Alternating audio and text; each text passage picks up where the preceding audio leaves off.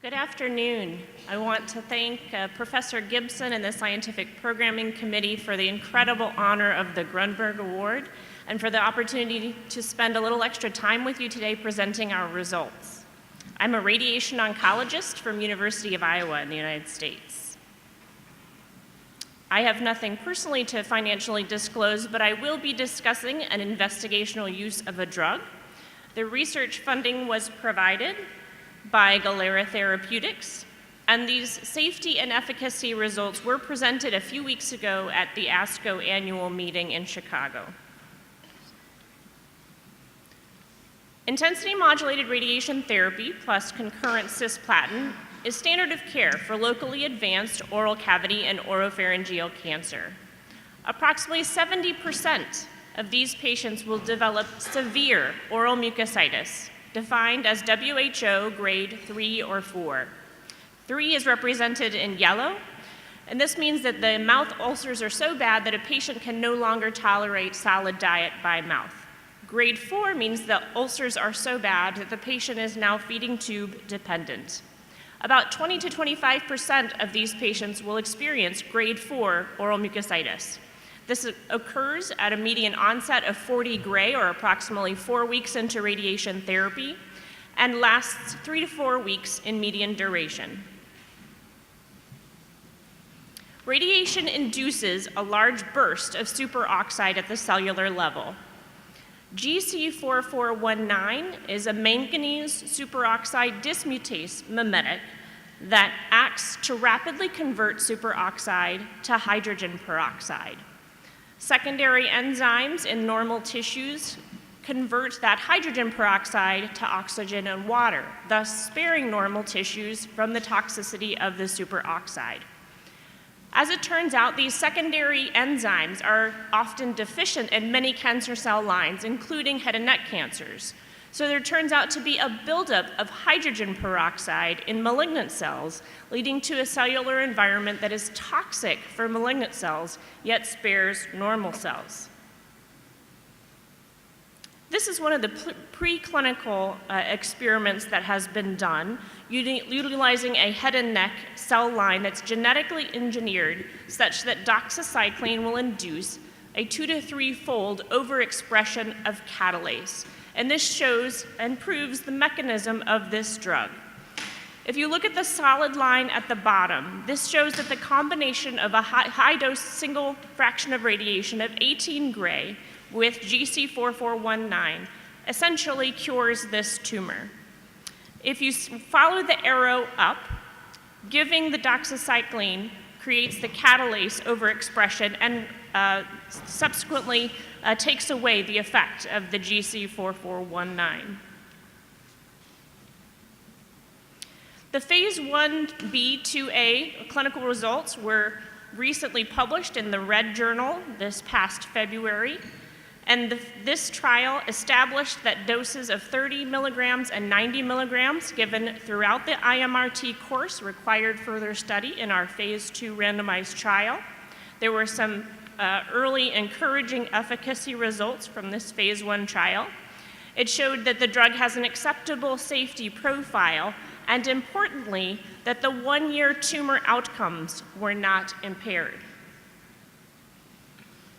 The phase 2b was organized such that the patient population included locally advanced oral cavity and oropharynx squamous cell carcinoma patients receiving the standard of care IMRT with concurrent cisplatin, either on a weekly or Q3-week schedule. Importantly, each patient had to have at least 2 visible oral sites that received at least 50 gray or more during their radiation course, and their radiation plans were centrally reviewed to confirm this. The drug was delivered as a 60-minute IV infusion prior to every radiation treatment, ending less than 60 minutes prior to radiation delivery. The primary endpoint was duration of severe oral mucositis. Secondary endpoints were incidence and onset of severe oral mucositis, and of course, safety was continued to be evaluated. This was a randomized 3-arm trial testing placebo against 30 milligrams and against 90 milligrams. Patients were evaluated by trained oral mucositis examiners twice weekly during the radiation course and once a week after radiation had completed until the ulcers had resolved. 2-year post-radiation tumor follow-up is ongoing. Patients were stratified by tumor HPV status and cisplatin dosing. Here are the statistical methods. Importantly, the efficacy was based on the intention to treat population, and GC4419 was compared separately versus placebo. 223 patients at 44 US and Canadian sites were enrolled. The intention to treat population is what will be discussed in the efficacy results, and the treated population is the source of the safety results. The majority of patients were HPV positive, oropharyngeal squamous cell carcinoma patients receiving definitive concurrent chemoradiation with a weekly cisplatin schedule. Importantly, 85 to 95% of this population had 3 or more visible oral sites expected to get 50 or more gray of radiation, and nearly 40% had 5 or more visible sites. So these are heavily treated patients that we're expecting to see sores. Radiation treatment breaks exceeding 5 consecutive days were low in all 3 arms. Cisplatin was well tolerated concurrently with this drug, and the dose delivered exceeded greater than 200 milligrams per meter squared in nearly 90% of patients. The infusion was also well tolerated and delivered as prescribed. Here are the efficacy results. The placebo arm had a median duration of severe oral mucositis of 19 days. The 90 milligram arm had a median duration of severe oral mucositis of only 1.5 days. This is a 92% reduction in median duration of severe oral mucositis. Through 6 gray of radiation, the incidence of severe oral mucositis was decreased. It was nearly 60% in the placebo arm versus 37% in the 90 milligram arm. This is a 36% relative reduction. Through all of IMRT, placebo patients experienced severe oral mucositis 65% of the time, and that was decreased to 43% in the 90 milligram arm. This is a 34% relative reduction.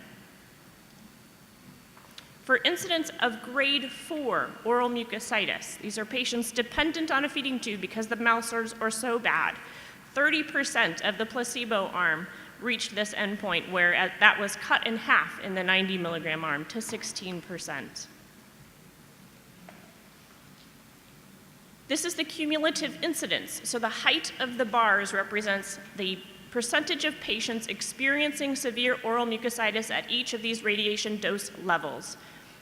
I think of this as somewhat of an area under the curve type of graph. If you look at the placebo arm versus the 90 milligram arm. This is to give you a sense for the individual patient experience. Each of these rows is an individual patient.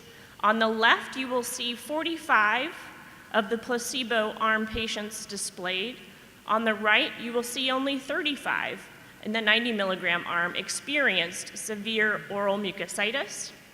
The yellow coloration is grade 3 mucositis. The red coloration is grade 4. You can see how that is lower on the right. The width of these bars represents the duration that a patient experienced the grade of mucositis. So you can see there are fewer patients on the 90 milligram arm. There's less red, and the width of the bars is narrower. For the safety results, the maximum grade toxicity was comparable across 3 arms.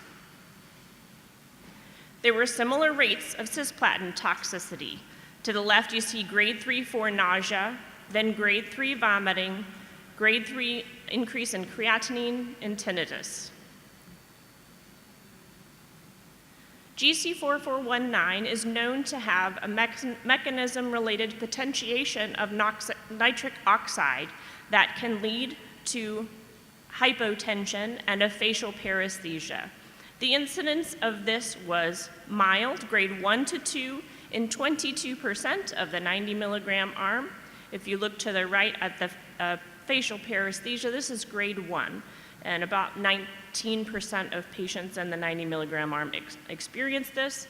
These effects were transient and usually resolved within an hour of the infusion being discontinued. Some very interesting exploratory results are presented here today. Severe oral mucositis duration and incidence was not affected by the cisplatin schedule, tumor HPV status, definitive versus postoperative IMRT, nor patient-reported smoking status. Grade 2 oral mucositis was comparable across arms. G-tube use appeared to track with the WHO score. It was entirely dependent on the institutional policy. It was not regulated by protocol, so there were some institutions that placed tubes prophylactically, for example. We did record how often the tubes were used because oral mucositis was too bad to take diet by mouth, and we will be presenting that information in the manuscript. Narcotics were used commonly early and ad lib.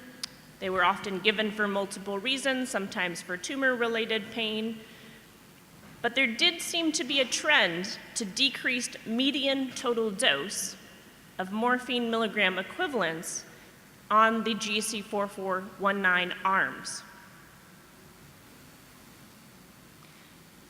GC4419 at 90 milligrams provides a clinically meaningful reduction in severe oral mucositis duration, incidence, and severity. There were intermediate results for the 30 milligram arm, as you could see throughout the slide deck. The safety profile was comparable to placebo, and future analyses include tumor control, exploratory cytokine correlates as well.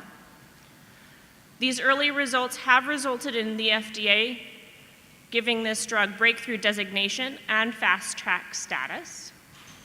A phase 3 randomized trial between 90 milligrams and placebo is underway, and we hope to start enrolling patients in the fall. Patients will be randomized 3-2.